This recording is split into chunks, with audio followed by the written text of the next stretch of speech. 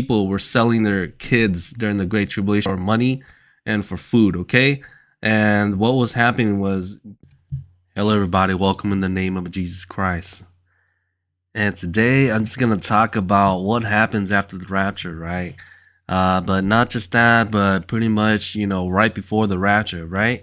And this is not to discourage anyone, but this is actually to encourage everyone to keep looking up and to draw close to God, because he's going to draw close to you, okay? And the reason I want to bring this up, because I'm pretty sure a lot of people, they see movies like, very popular movies like the Left Behind series or other movies, and they're like, hey, when the rapture happens, I still got time to chill. I got time to do whatever I want, wait for Jesus, or, wait for the Antichrist, all that stuff. Or people are thinking like right after the rapture, like every government's gonna be confused, and then all of a sudden, everyone's gonna get time to do whatever they want. They're gonna, be able to go to their bunkers, hunker down, and get ready for the tribulation or whatever. None of that's gonna happen, okay? At least according to what the Bible says. All right, it says this, okay? I'll drop a verse here for you guys. It says that they say peace and safety, then sudden destruction, okay?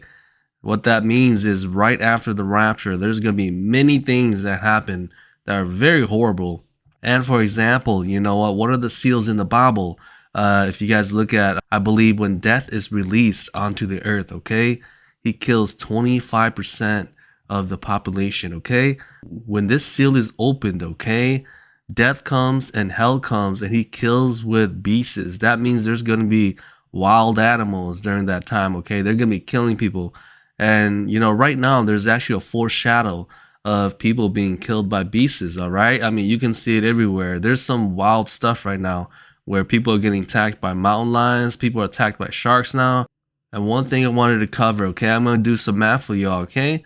It says that when death and hell comes, all right, 25% of the world's population is going to be destroyed or killed by death and hell and the beasts. That means this, okay? If you have not done the math, that's why we're not in the Great Tribulation. But the thing is that, for example, right now the population is around what, 7 to 8 billion people? And let's just say this still happens over a 2-year period, okay? In which, I'm being very conservative here.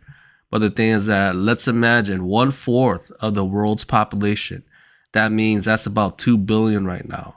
What does that mean? That means that over 2 million people are going to die every day. Okay, that is extreme. That means that you're not going to have enough body bags to put people in. Not only that, but right now, do you guys know how much people die every day? It's only about 150 to 200,000 people. That means that it's going to increase by 10-folds during the Great Tribulation. And that's only the beginning of the Great Tribulation. So the reason why I'm warning people to get ready for the rapture all the time is because I want them to take it very serious. I want them to take the relationship with Jesus Christ very serious, because I don't want them to go through it, okay? I've personally had dreams and visions of the Great Tribulation, and it is not funny, okay? Anyways, I want to lay down those numbers for you, okay? So if you're believing those, very light-hearted movies about the rapture and the Great Tribulation, well, don't believe them, okay? Many of them are made from Hollywood. They're not made from the Bible. The Bible says it's going to be a terrible time, okay? When God judges, his mercy is gone, okay? And who judges during the Great Tribulation? It is Jesus Christ himself, okay? He's the one that can open up the seals, and he's the one that's going to send judgment against people, okay? And some things that I saw during the Great Tribulation, okay? Just my some of my dreams here, okay? But I'm just going to say a couple things. I'm not going to tell you guys the whole dream or anything. But I saw that people were selling their kids during the Great Tribulation for money and for food, okay? And what was happening was there was a lot of cannibalism, okay? People were eating each other. And not only that, but I saw some other things like people living underground. But those are just some little things that I saw. Those are not the full amount of dreams I saw, but those are just some things that are just horrible, okay? People are just eating each other. People are pretty much, selling each other. They don't care for their kids, there's no morality anymore.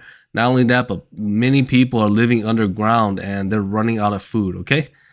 Anyways, I just want to encourage you all to get ready for the rapture. Not only that, but take it very serious today, all right? Jesus Christ loves you, and he would not want you to go through that. That's why he warns that's why Jesus Christ warns us, okay? He warns us in the beginning of Revelation to the churches what you need to repent of before the Great Tribulation, okay? He warns us right there, because the thing is that we're still in the church, okay? Believe it or not, many people, they're actually in the church still, and he warns the church, okay? These last 2,000 years, he's been having a lot of mercy. The reason why he calls for repentance all the time is because when we repent and everyone turns to him, then his judgment doesn't come, okay? He has more mercy. But right now, I do see that there's a huge lack of repentance right now, okay? And I see that the church right now, it's headed towards a path that's very carnal-minded, all right? We need to be spiritually minded and focus on the things in the heavens, okay? Instead of focusing on things in the world here. Anyways, I wanted to encourage you all with this message, okay? I hope that you all get ready and build that relationship with Jesus Christ, okay? Get that faith up, get that hope up, and not only that, but repent from your sins, okay? And do everything else Jesus Christ asks you to do, right? Get water baptized, get Holy Spirit baptized, and not only that, but turn to him, because he's our Savior, okay? And we thank the Heavenly Father for the Son, and we thank the Holy Spirit for all his comfort. Be blessed in the mighty name of Jesus Christ. Hallelujah. Amen.